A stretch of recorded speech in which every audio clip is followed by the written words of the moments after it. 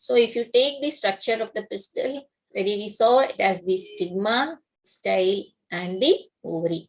So stigma is the main part, that is, it receives the pollen grains. So whenever the pollen grains, mostly it is transmitted through the wind, or it may be by some insects or some animals, right? So it is landed on the stigma. So stigma is the landing platform for pollen grains. So this is the stigma, and then stale. It is an elongated slender part beneath the stigma, and ovary is the basal bulged part, and inside that ovules are present, right? So you're familiar with all these structures, right?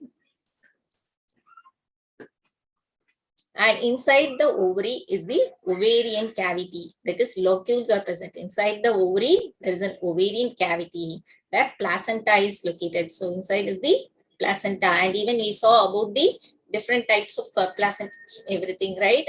So inside the ovary is the ovarian cavity in which placenta is located.